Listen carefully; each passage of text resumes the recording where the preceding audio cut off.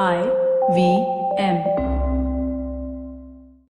Hey everybody, welcome to another week on the IVM Podcast Network. As I mentioned last week, we're going through this COVID-19 outbreak, and because of that recording schedules, we're trying to keep them, but it's a little uneven at this point in time. Beg your indulgence. While you are stuck at home, I think one thing that might be interesting to do is maybe check out some of the complete series that we've done. The Colaba Cartel, the Woody Woodpecker, Cricketwala Chronicles. These are limited series that are complete. Might be a good time to check out those. Also want to thank our sponsors this week, HDFC Life and Paytm Money. And with that, let me get you onto your show and stay safe, everyone.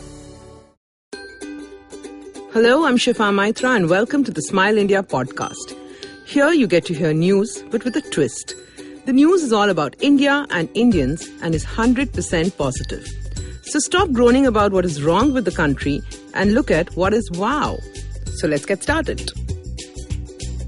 In Calcutta, a young girl of 14 was made to stop studying to marry a man more than double her age. She wanted to study and be a writer, but after marriage, none of that was possible. Her husband was an alcoholic, and soon with 3 children, she was beaten up regularly. She was determined to survive, so baby Haldar escaped with her 3 children and started working as a housemaid. When her employers saw how she loved to read, they got her books. She was encouraged to write her autobiography. It got rave reviews and was soon translated to English and went on to become a bestseller. Baby was very happy but continued to work as a maid. It's only after her second book, An Invitation to Speak at Events, that Baby can now afford to live comfortably and inspire other women to follow her example. What a life. Sometimes asking for what you want is the best thing you can do. The next bit of news again highlights that. The Indian Coffee House is an iconic chain across India, and its coffee, snacks and prices still make us smile. From the locations to uniforms, everything stays the same. Well, now there is one change that has taken place, which is wonderful. For the last 60 years, cooks and waiters at the restaurant were always men. Till a couple of months ago, when the Thiruvananthapuram branch got a request from 32-year-old Sheena asking for a job. Her husband was a cook at that restaurant, and after his sudden death, she needed a job to provide for herself, her son, and mother-in-law. She knew of the no-woman rule, but she decided to give it a try. The board was perplexed, but on compassionate grounds, they agreed and gave her the job. Sheena is so good at what she does that now 10 more women have been given jobs in the chain. Change when it comes from the elders is even more welcome, right? Another young girl who wanted to be the change comes from Rohtak in Haryana. As a 9-year-old, Shafali Verma saw Sachin Tendulkar break a record at a match. Clapping on her father's shoulders, she decided she wanted to be a cricketer too. She loved the game and was good at it, so her parents got her admitted at an academy. The coach Ashwini Kumar realized that this girl was special and leagues ahead of the other girls. So he asked her to cut her hair. And the next day she was passed off as Sunny and admitted into the under-19 boys team. All the boys were stunned at her performance, and after some time her game, not gender, got accolades.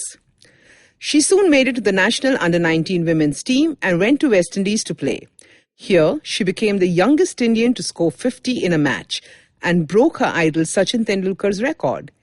He was 16 when he set the record, and 30 years later, 15-year-old Shafali from a small town in Haryana broke his record. Just shows that determination and hard work is really what counts. Another group of determined women are a set of homemakers in Mumbai. They all live in a housing society in suburban Malad and barely knew each other. One day, when the children were playing together, a 4-year-old was excluded because she was from another religion. She went home crying. Her mother was also upset. She wrote about the incident in the society's WhatsApp group and was pleasantly surprised when other mothers understood what she was feeling. The women met up and all of them said that as mothers, they are the first teachers to their children, so they need to clear the misconceptions. They decided that all festivals would now be celebrated collectively in the society. This has been amazing because children now ask questions to the ladies celebrating that festival, and there's always a positive takeaway. Here's hoping more societies, schools, colleges, and places of work encourage this sort of celebration instead of mere tokenism. And here's something that you need to do. Next time you celebrate a festival, call your friends, neighbors, and colleagues from another faith over. Let them see and understand why celebrations happen a certain way. And when they call you, please go with your children. Learning about customs and cultures will only help them. What's more, after eating all those goodies, nobody's going to ask for dinner that night. This is Shifa Maitra signing off. See you soon, and if you would like some more great news on the country, check out Good News Indians on Facebook and Pinterest. For more such interesting podcasts, check out the IVM app or website or wherever you get your podcasts from. We won't disappoint you.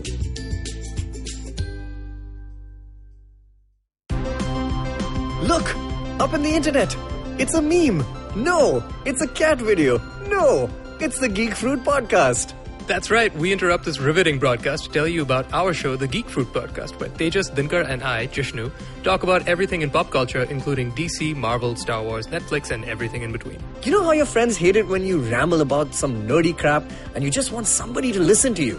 Well, sorry, there's nothing we can do about that, but come listen to us ramble and it'll almost be like the real thing. Kind of.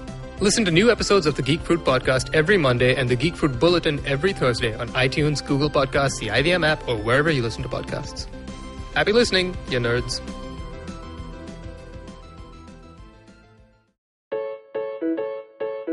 Janice, what do you think couples did before TV was invented? I don't know, go for walks on the beach, long drives, fancy dinners, have more sex maybe? But what did we do when we decided to move in together? We debated between the Chromecast and the Fire Stick.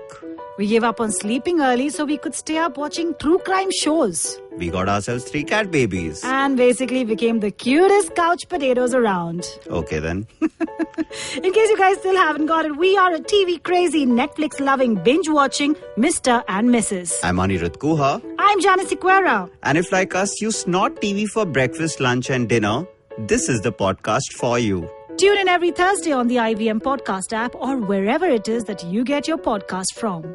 This is Mr. and Mrs. Binge Watch.